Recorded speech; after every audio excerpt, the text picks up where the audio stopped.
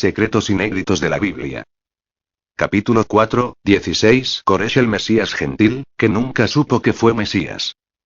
Isaías 45. Así dice Asem su ungido, a Coresh, al cual tomé yo por su mano derecha, para sujetar naciones delante de él y desatar lomos de reyes. Para abrir delante de él puertas, y las puertas no se cerrarán. Yo iré delante de ti, y enderezaré los lugares torcidos. Quebrantaré puertas de bronce, y cerrojos de hierro haré pedazos. 3. Y te daré los tesoros escondidos, y los secretos muy guardados, para que sepas que yo soy Asem, el Dios de Israel, que te pongo nombre. 4. Por amor de mi siervo Jacob, y de Israel mi escogido, te llamé por tu nombre. Te puse sobrenombre, aunque no me conociste. 5. Yo soy Asem, y ninguno más hay. No hay Dios fuera de mí. Yo te ceñiré, aunque tú no me conociste. 6. Para que se sepa desde el nacimiento del sol, y hasta dónde se pone, que no hay más que yo. Yo Asem, y ninguno más que yo. 7. Que formo la luz y creo las tinieblas, que hago la paz y creo la adversidad. Yo Asem soy el que hago todo esto. 13. Desperté a Coresh en justicia, y enderezaré todos sus caminos. Él edificará mi ciudad, y soltará mis cautivos, no por precio ni por dones, dice Sadai de los ejércitos. 14. Así dice Asem. El trabajo de Egipto, las mercaderías de Etiopía, y los sabeos, hombres de elevada estatura se pasarán a ti y serán tuyos. Irán en pos de ti, pasarán con grillos. Te harán reverencia y te suplicarán diciendo: ciertamente en ti está Dios, y no hay otro fuera de Dios. Capítulo 4, 16, 1. No es necesario que el Mesías de Israel, nazca en Israel, practique judaísmo o sea judío por tradición o etnia. Y si un individuo es judío, ha cumplido con este requisito en particular. Sin embargo, de por sí mismo, esto obviamente no es comprobante de que el individuo sea el Mesías, ya que millones de personas son judíos y todos satisfacen este criterio. Por consiguiente, la declaración que Jesús nació en Belén no probaría nada, ya que miles de niños nacieron allí. Cambridge, 2001. La historia bíblica e Isaías 45, ha demostrado que de cualquier nación puede Dios levantar al Mesías. Este Mesías que yo anuncio no es de nacionalidad israelí, tampoco nació en Judá, ni es judío por tradición o etnia, ni siquiera es cristiano, simplemente es él, un ser libre con un gran sentido de humanidad, y es un gran exégeta bíblico. Él es un mexicano con ascendencia judía, y judío al fin, pero de nacionalidad mexicana. Si recordamos, Moisés, al ser nieto adoptivo del faraón, fue educado como egipcio, recibió la educación de un faraón y recibió todos los misterios de Egipto, misterios que provenían desde Mesopotamia por un lado, y por el otro recibió los misterios de la educación hebrea, a esto le llamamos Kabbalah. Aunque él era egipcio, su simpatía estuvo con Israel, no fue originalmente israelí, sino descendiente de israelita por parte de su madre. Según el libro de Éxodo, Moisés gozó de poderes sobrenaturales y eso hizo la idea que los mesías deberían ser semidioses. Pero en otro sentido vemos que Coresh no era nada de eso, y no se le dieron atributos sobrenaturales para ser el Mesías de Asem como dice la escritura, y mucho menos era judío de nacimiento ni por descendencia ni nada, pero de él, Asem levantó a un pueblo, y dijo de Coresh: él edificará mi ciudad, y soltará mis cautivos, no por precio ni por dones, dice Sadai de los ejércitos. En este mismo sentido, viene el Mesías que yo anuncio, es un Mesías tal como lo fue Coresh. Cuando dice no por precio ni por dones se refiere a que no se le darán atributos divinos sobrenaturales para edificar a Israel, sino que con sus atributos humanos lograría edificar a Israel, y hacer retornar a los dispersos. El atributo de ser llamado como un Dios, se refiere a los valores humanos y éticos que presenta este gobernante para gobernar. Y quienes lo reconocen como a un Dios son las naciones que conciben a Dios en un ser humano. Nuevamente vemos cómo el Eterno constituye como a dioses a sus mesías frente a las naciones. El primero fue Moshe Rabenu frente a Faraón, en este caso levantó a Ciro con un nombre nuevo, Coresh, quien además fue considerado un dios entre las naciones.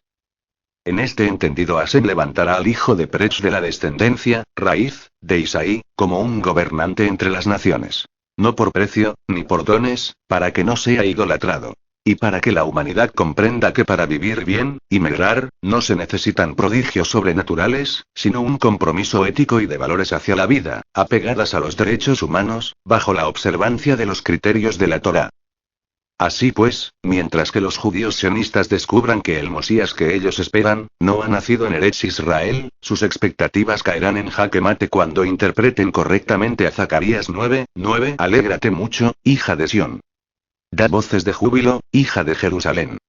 He aquí tu rey vendrá a ti, justo y liberador, humilde, y cabalgando sobre un asno, sobre un pollino hijo de asna. Los judíos equivocadamente, creen que el Mesías nacerá en Eretz Israel. Pero como usted ve dice Zacarías 9:9 y he aquí tu rey vendrá a ti ¿y qué quiere decir esto?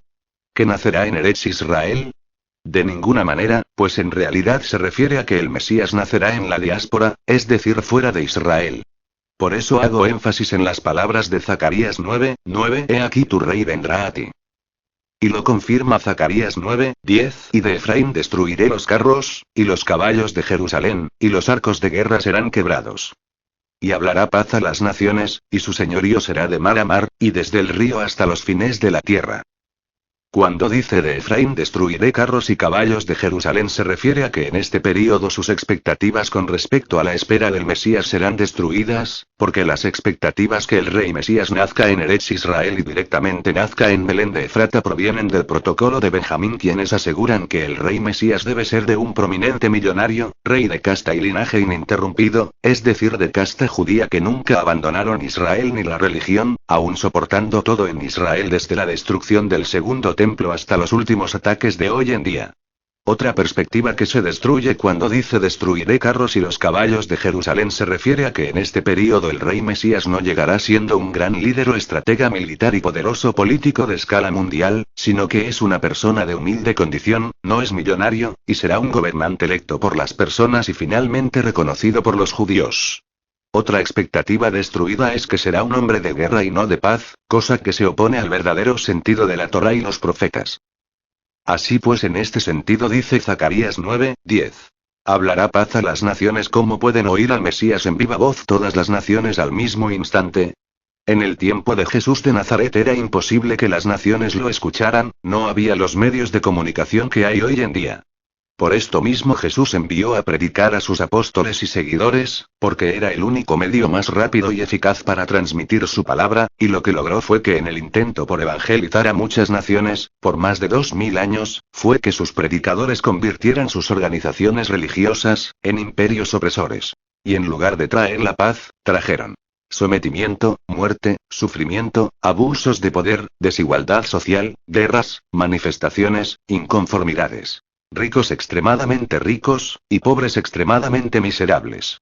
Ignorancia, y fanatismo y todo esto justificado mediante el mensaje evangélico de Jesús de Nazaret, y de sus apóstoles. Todas las naciones fueron sometidas mediante violencia, y la intimidación. Basta recordar la guerra de las cruzadas en los siglos XI al XV. La violencia de los siglos X al XI, y el más conocido por todos. La Santa Inquisición Católica, y actualmente. La intimidación psicológica y social, que aún la Iglesia ejerce sobre sus feligreses, con la condena de la excomunión. No olvidemos las atrocidades de los gobiernos cristianos protestantes, como Inglaterra, que dejaron sumida en la más vil miseria al norte de África. No olvidemos también las masacres que cometieron los cristianos anglicanos contra los apaches, y yaquis, en el norte de América. Etc. Los exterminaron casi por completo. Por eso en Estados Unidos hay muchos anglosajones y solo se ven unos cuantos apaches y en el norte de Sonora unos cuantos kikapús. En Alemania por su parte, el padre del protestantismo llamado Martín Lutero, incendió muchas sinagogas con rabinos, y judío en el interior. Y fue quien inspiró a Hitler para matar muchos judíos, con su libro Von den Juden und ihren Lügen, traducido en español es Sobre los judíos y sus mentiras, Wittenberg 1543. No olvidemos que el mensaje de Jesús de Nazaret nunca fue de paz, sino de contienda. Y lo dice el libro de Mateo 10:34. No penséis que he venido para traer paz a la tierra. No he venido para traer paz, sino espada. 35. Porque he venido para poner en disensión al hombre contra su padre, a la hija contra su madre, y a la nuera contra su suegra. 36. Y los enemigos del hombre serán los de su casa. Por esto es que Zacarías no se refiere a Jesús como engañosamente lo pintaron los biblistas del Nuevo Testamento. La verdad es que Zacarías a quien se refiere es a otro personaje distinto a Jesús. Lo que deberán escuchar las naciones es la voz y la imagen del Mesías, de verdadero Mesías, que todas las personas que deseen escucharlo y verlo, deberán sintonicen su señal. Y hablará paz a las naciones. En este sentido es la voz y presencia del Mesías la que se deberá escuchar a nivel mundial, y no la de los miles de predicadores que hay por todo el mundo. Hoy en día el cristianismo en todas sus ramificaciones posee miles de predicadores a escala global transmitiendo por televisión, pero la profecía dice que es el propio Mesías quien deberá hablar paz a las naciones y todas escucharán su voz. Hablará paz a las naciones. Para que el rey Mesías tenga que ser escuchado en todas las naciones se necesita de las tecnologías de la información y de la comunicación, o en sus siglas TIC, es decir que el auténtico Mesías, para dar su mensaje de paz a las naciones, deberá hacer uso de todos los sistemas de telecomunicación que estén a su alcance, tal como las hay hoy en día: radio, televisión, internet, telefonía celular, medios impresos, etc., para que todas las naciones puedan recibir la señal satelital en sus hogares. Entonces se confirmará la profecía que dice Jeremías 31:34, y no enseñará más ninguno a su prójimo, ni ninguno a su hermano, diciendo: Conoce a Hashem. Porque todos me conocerán, desde el más pequeño de ellos hasta el más grande, dice el Eterno nuestro Salvador. Porque perdonaré la maldad de ellos, y no me acordaré más de su pecado. En este caso quien enseñará acerca del Eterno será el Mesías directamente. Cuando las empresas de telecomunicaciones le presten atención al Mesías y retransmitan la señal por los cielos a través de la señal satelital, por la nube de Internet y por las nubes físicas, porque podrían ya existir aparatos que reflejen la imagen del Mesías por medio de las nubes, tal como un reflector de gran luz potente refleja sobre las nubes, o tal como un cañón reflector de cine refleja sobre la pantalla. Las nubes del cielo servirán de pantalla, pero ¿cómo lo podrán escuchar todos? ¿Habrá un altavoz? Sí. Los antecedentes a esta tecnología son los sonidos que aparentemente se escuchan en el cielo. Las personas que ignoran el origen del sonido se lo atribuyen a los ángeles del cielo. Otras personas dicen escuchar ruidos de lamentos del inframundo, pero en realidad lo que escuchan son sonidos emitidos por ciertos aparatos altavoces magnéticos que envían energía vibratoria, que el cerebro lo decodifica como sonidos a ciertos decibeles que solo los seres humanos pueden percibir, como si se pusieran audífonos. Se escucha claro, pero no sabes de dónde proviene. Parece que el sonido proviene del cielo y de todos lugares. El sonido es tan natural como la voz, que los que hacen el experimento ya lo han grabado para mostrar la reacción de asombro de las personas que lo perciben. De manera que esta misma tecnología podría ser usada para retransmitir los mensajes de publicidad o sea reservada para otros fines. He de aclarar que esta tecnología es experimental, y no tengo la certeza si será o no patentada para la venta, o se mantendrán en absoluto secreto. Si se llega a usar esta tecnología aún experimental y muy primitiva aún, será la que se use como alternativa a las grandes pantallas LEDs de espectaculares que promocionan bienes y servicios en las grandes ciudades como Las Vegas, China, Japón, Dubái, y otras. Otra confirmación que nos asegura que el rey Mesías no nació en Eretz Israel, ni en Belén de Efratea como lo malinterpretan los cristianos, es que la profecía dice claramente: y su señorío será de mar a mar. Esto quiere decir que su gobierno o reinado será de un extremo a otro extremo de la tierra. En mi caso, yo nací en México, e Israel está del otro lado de los océanos en el oriente. De tal manera que si se cumple la profecía por medio las mitzvot que ustedes a través del voto, y su servidor es electo el presidente constitucional de los Estados Unidos de México, estaremos asegurando el éxito de todos los mexicanos. Además, al hacer bien nuestro trabajo, desde Israel seremos llamados para implementar el gobierno en la naciente tierra de Israel. Gobierno de extremo a extremo o de mar a mar, como dice la profecía.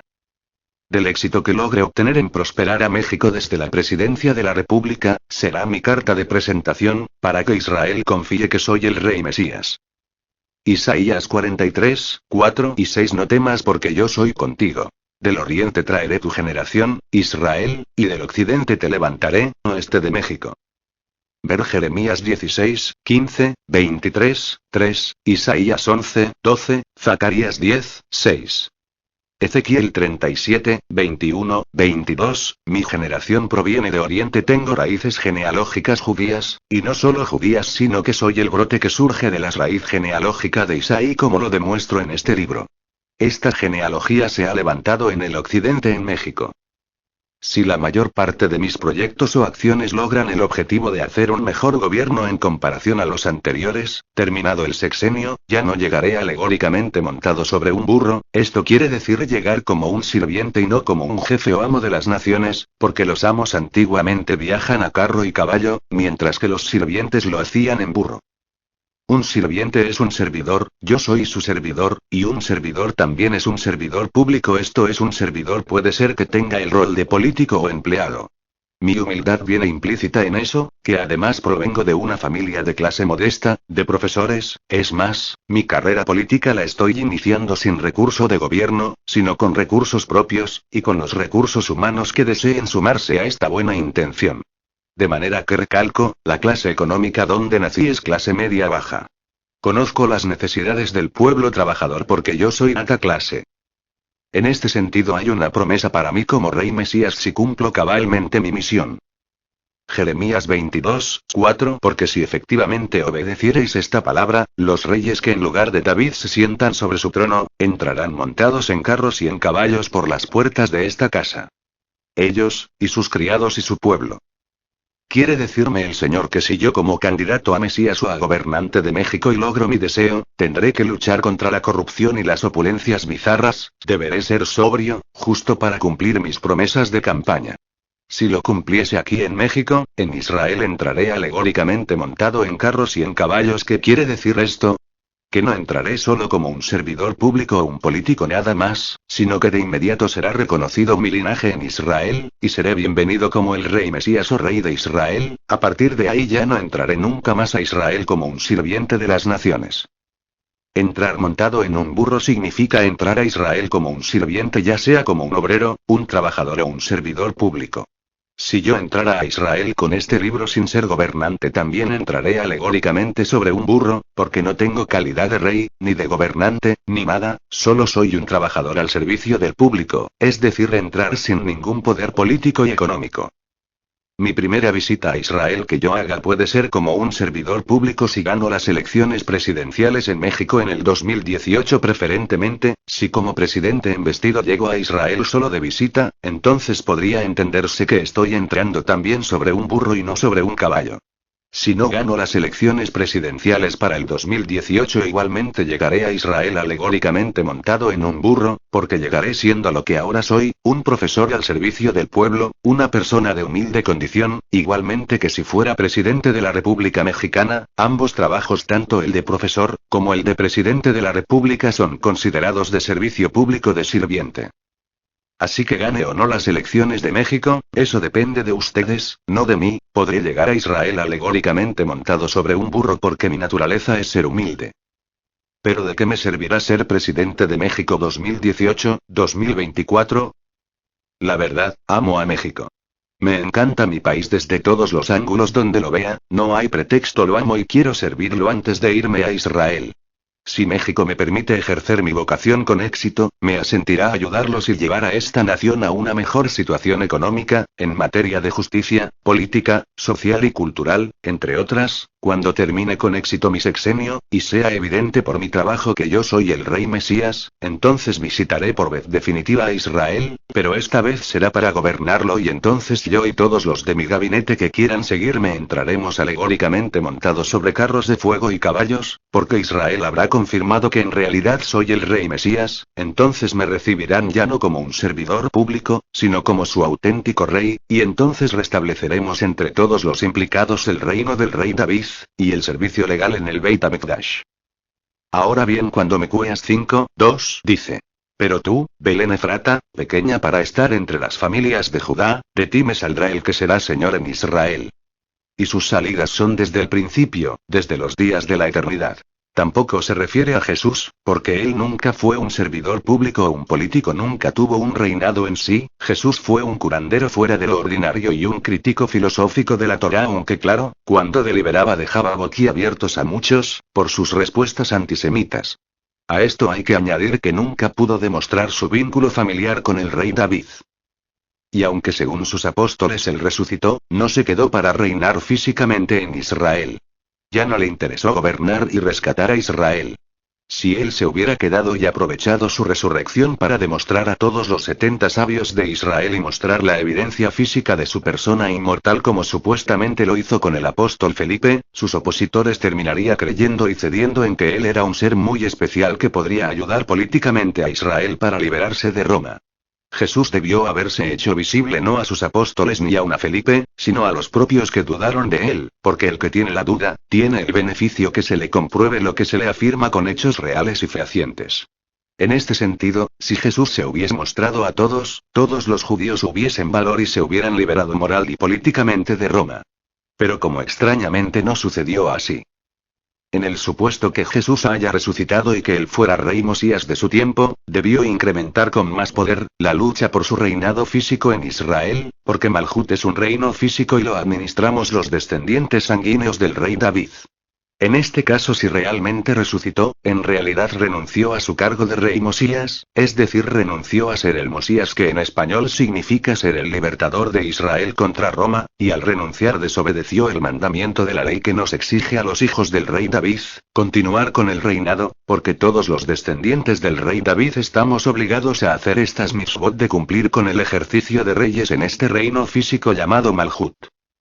Si Jesús resucitó y renunció a su reinado, tropezó víctima de su propia moraleja al no querer pagar el precio, porque no bastaba morir y sufrir, porque su premio no hubiera sido solo la resurrección, sino la gloria de ser el rey Malhut. En este caso, Jesús al renunciar se comportó como aquel hombre pobre de los 5 talentos que se resistió a invertir el dinero de su amo, y en su lugar prefirió enterrarlo y entregarlo tal como lo recibió.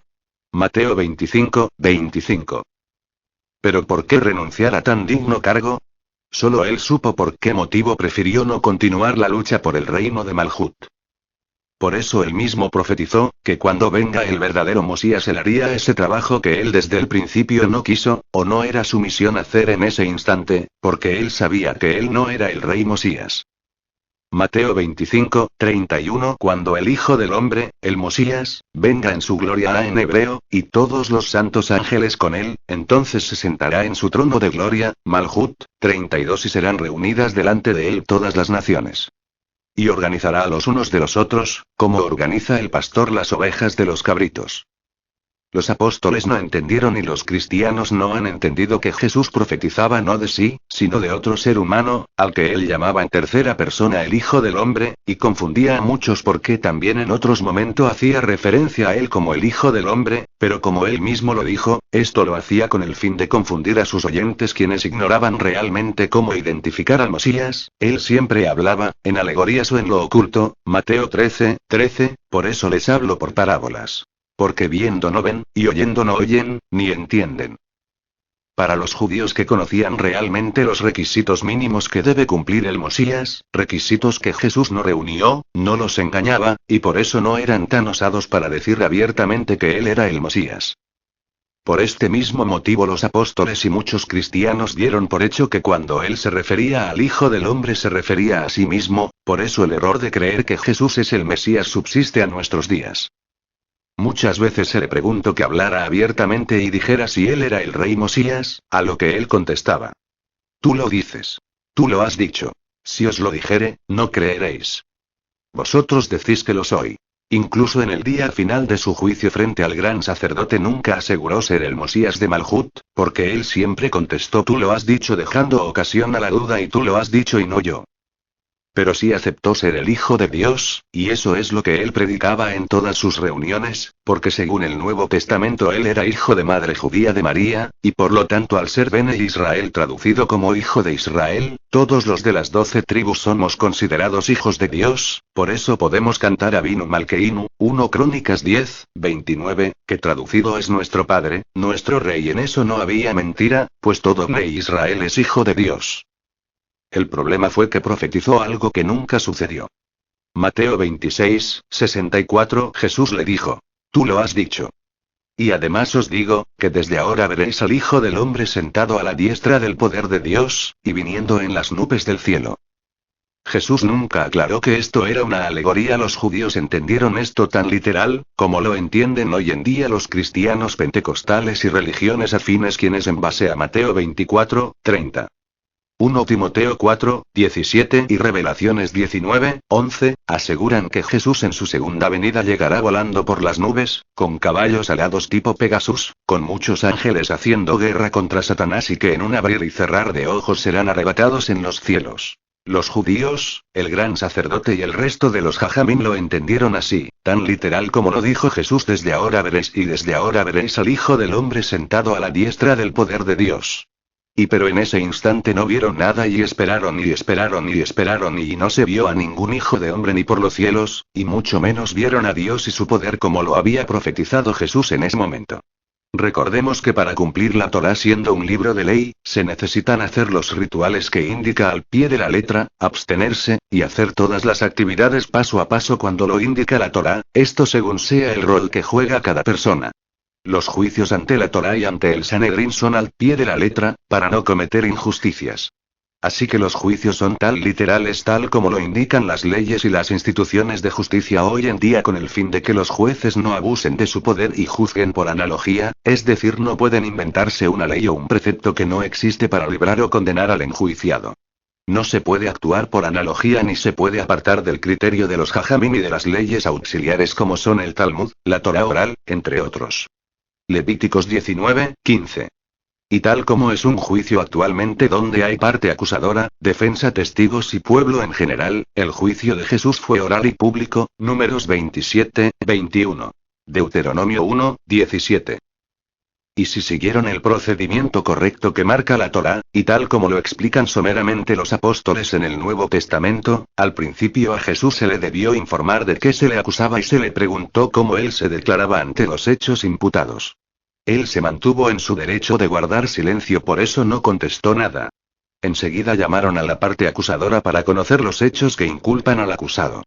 En un momento seguido se presentó la defensa de Jesús para que el juez declare la improcedencia del mismo por no estar presente los 70 sabios como lo indica Deuteronomio 16, 18, pero se declaró desechada la objeción porque Deuteronomio 17, 9 dice claramente que el juicio puede iniciar con los sacerdotes y el único juez que haya en ese momento. El juicio continuó y se hicieron pasar a los testigos de la parte acusadora. Se le imputó de no guardar los días de reposo, Lucas 6, 02, cambiar a su antojo los preceptos de la ley por mandamientos propios, Mateo 5, 38, 39.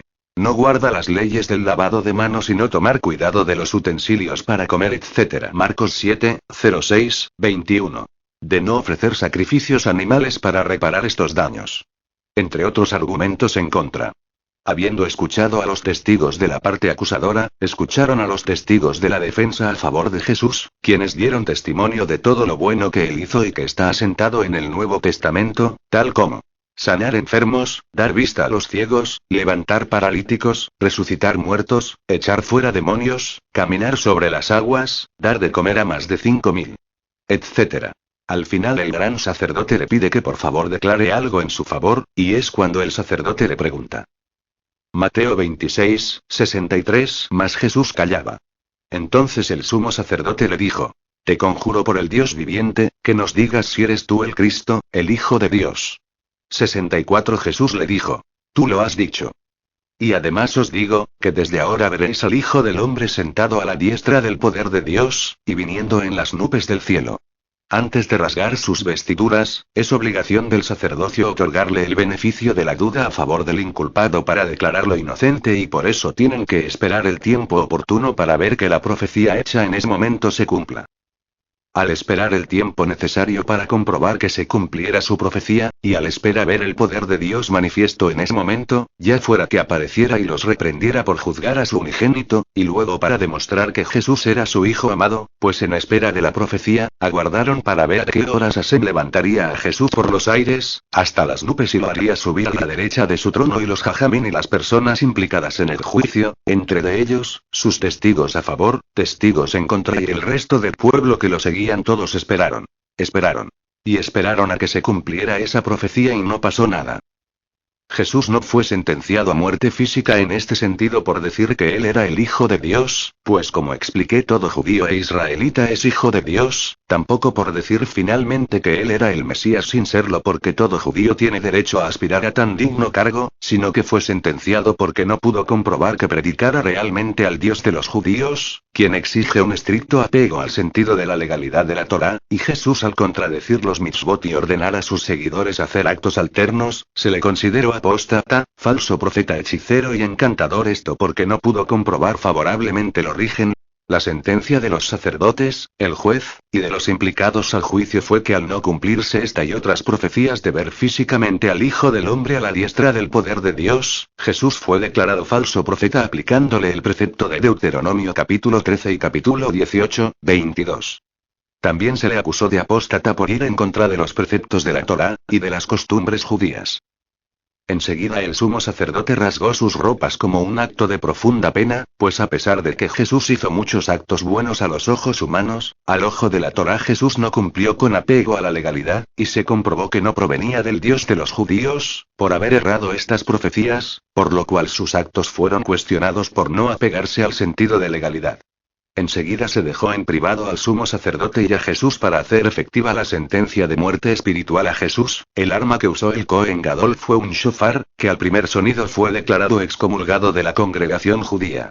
Ahí terminó el juicio de Jesús. Los cabalistas de hoy en día aseguran, que cuando la Torá exige la muerte del transgresor a la ley, se refiere a una muerte espiritual que se ejecuta al hacer sonar el shofar para separarlo de la comunidad. Es un hecho que los judíos estudiosos de la Torá, saben que el precepto no matarás es tan literal como suena, por esto mismo, aunque la sentencia a muerte contra un transgresor sea necesaria, se entiende como la excomunión, el destierro y la separación definitiva de sus familiares y la imposibilidad de ayudarlo en cualquier necesidad.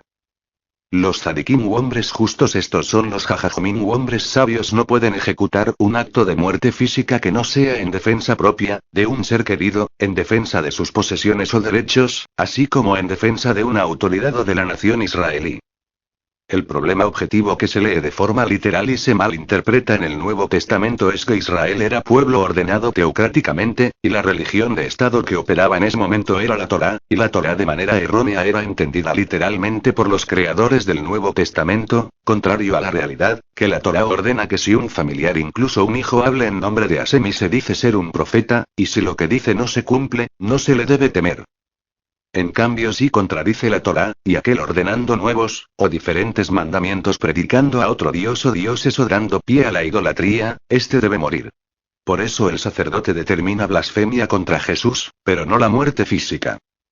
Hay que ser claro en este asunto, los tzadikim y los judíos tienen a su favor la ley, que por un lado ordena matar al transgresor de la ley cuando la pena así lo amerite y no exista medios de reparar el daño, pero el primer mandamiento que rige a todos estos mandamientos es no matarás, siendo la vida y la integridad del individuo lo que protege principalmente la Torá sobre cualquier otro mandamiento que ordene lo contrario.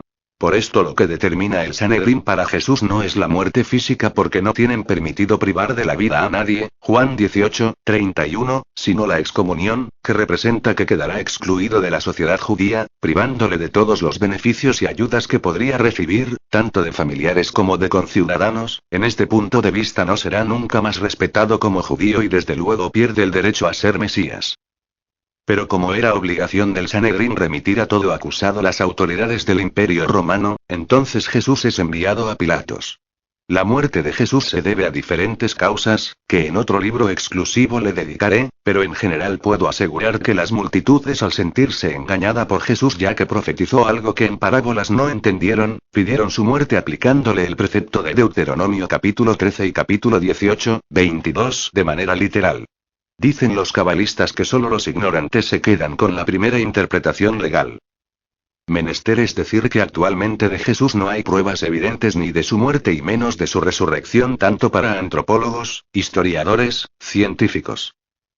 Por lo que la duda de su existencia es tal, y la semejanza con la vida pública de Jesús con otras deidades como son Ra, Krishna, Buda es tan clara como lo asegura Logar y Pujol Boix en sus diferentes libros, por mencionar algunos. Jesús 3000 años antes de Cristo y un faraón llamado Jesús, etc. Por todo esto, la existencia y resurrección de Jesús es increíble a todos los judíos, y más aún cuando ya han pasado más de 2000 años de aquel evento sin que él y ningún cristiano haya podido demostrar lo contrario, que Jesús a los ojos de la ley de Dios quedó como un falso profeta, un apóstata a la Torá y como un hechicero encantador, y también se quedó sin pruebas fehacientes todo acerca de su resurrección ante los ojos de los jajamim.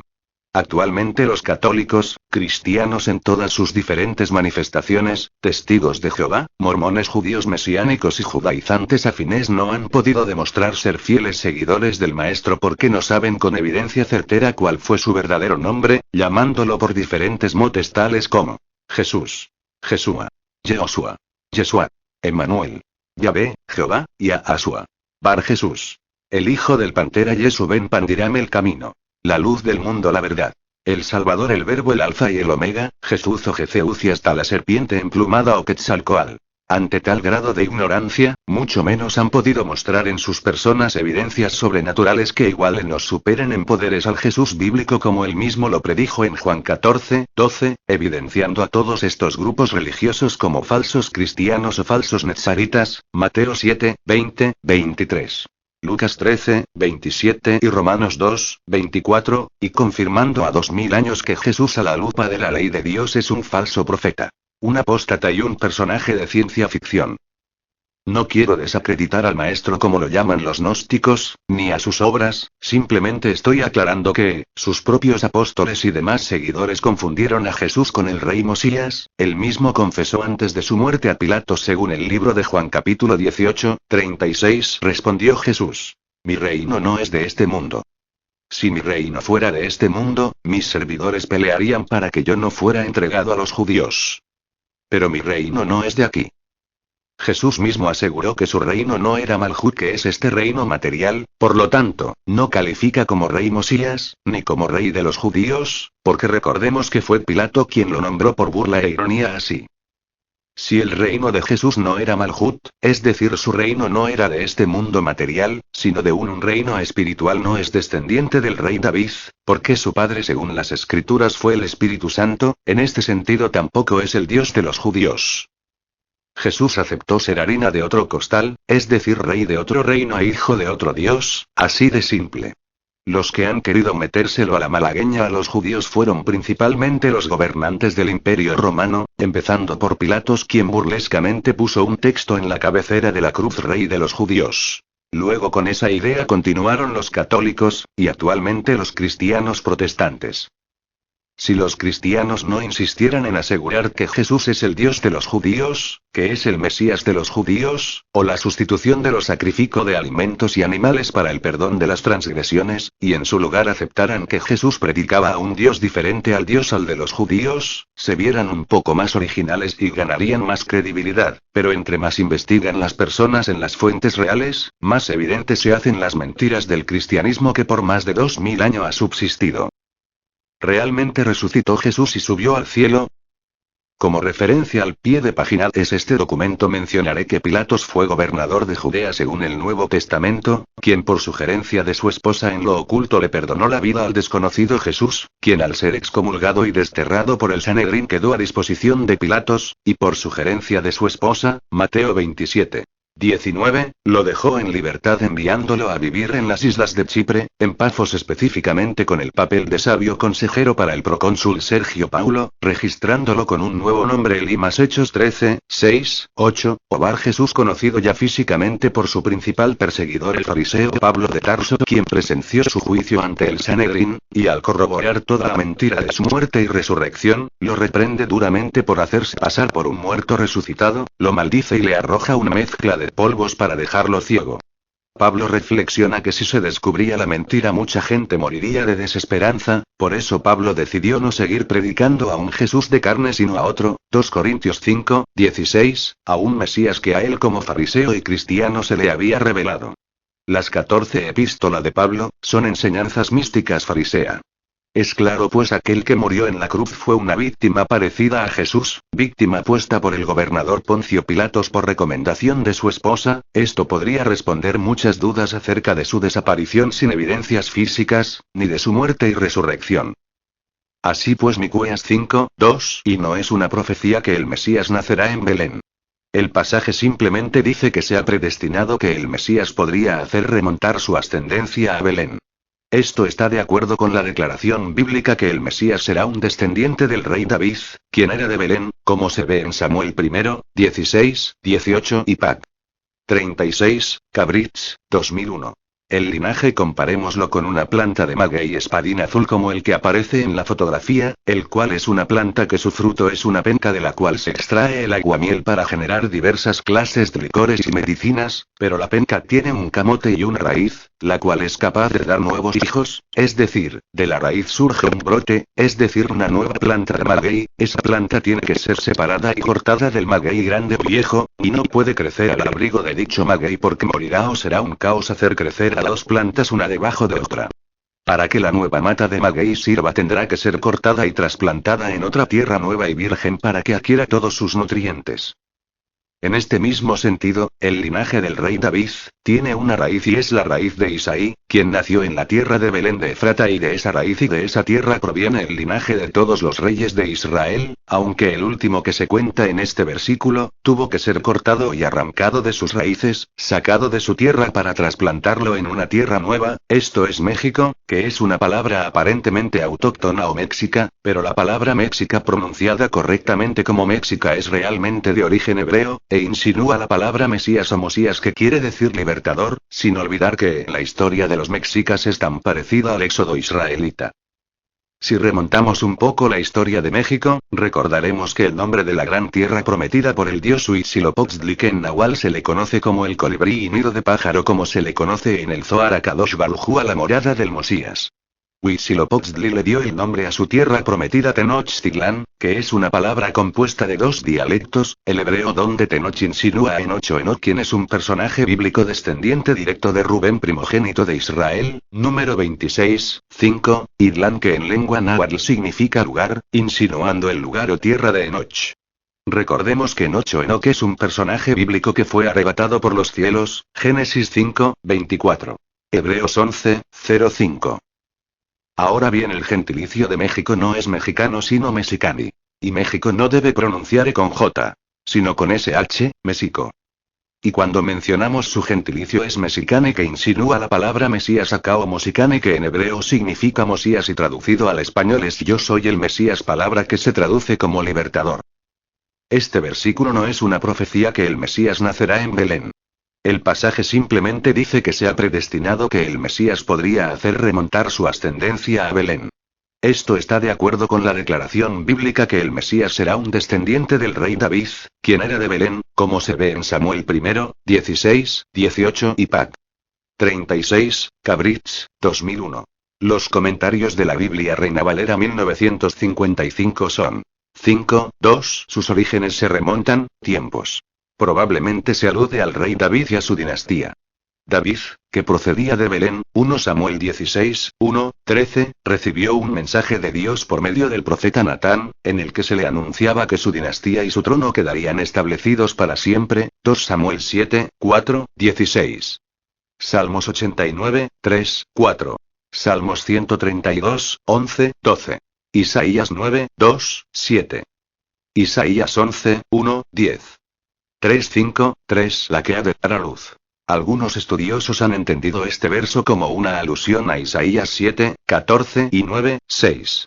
Otros lo relacionan con Miqueas 4, 9, 10, donde se afirma que el pueblo de Israel, simbolizado como una mujer con dolores de parto, tendrá un rey justo que lo librará del exilio. 4:5, 5. Él será nuestra paz. Otra posible traducción. Él traerá paz. Salmo 72, 7. Isaías 9, 6. Isaías 11, 6, 9. Zacarías 9, 10. Véase Efesios 2, 14. Nota M. Ricky Meyers, 2000. Así pues, la propia Biblia Reina Valera reconoce el reinado del rey Mesías en esta medida, decalificando a Jesús como el Mesías. Miqueas 5, 2 se refiere a que de la tierra de Belén de Efrata surge la raíz del rey Mesías.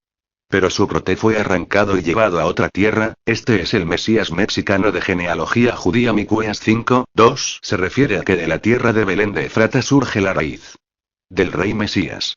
Pero su brote fue arrancado y llevado a otra tierra, este es el Mesías mexicano de genealogía judía. Miqueas 5, 2 se refiere a que de la tierra de Belén de Efrata surge la raíz del rey Mesías.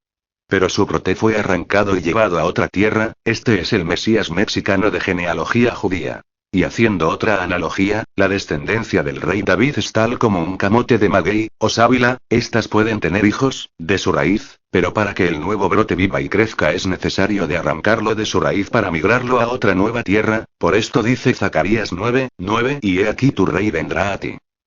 En este sentido, el rey Mesías no es de nacionalidad israelí, ni tampoco es de etnia judía, sino que proviene de la diáspora y es un judío mexicano, y específicamente yo vengo de México, así pues yo soy ese nuevo brote que surgí de la raíz de Isaí, pero mi familia tuvo que ser cortada de nuestra tierra de origen que son de Belén de Efrata, y que para salvar a nuestra estirpe de las persecuciones que por 2000 años hemos sufrido, se vieron en la necesidad de emigrar a estas tierras mexicanas.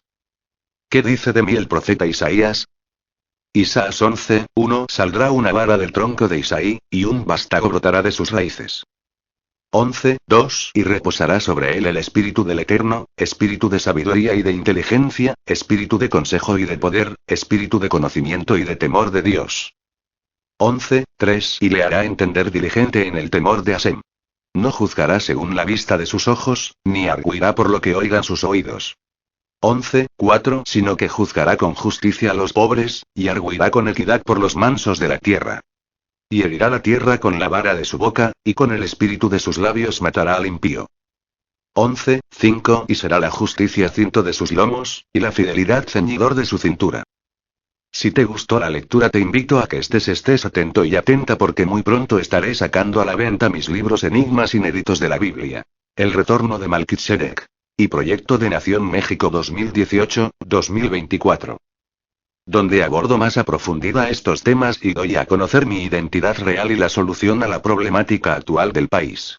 Te recuerdo, y que no se te olvide que México se encuentra en un peligro inminente, en un terrible desastre económico y una amenaza de guerra hay sobre nosotros. Y solo yo puedo evitarlo. Créelo, lo dicen las profecías. Hasta pronto. En tanto si quieres saber el nombre del Mesías revelado te invito a visitar https://youtube.b/por4ua5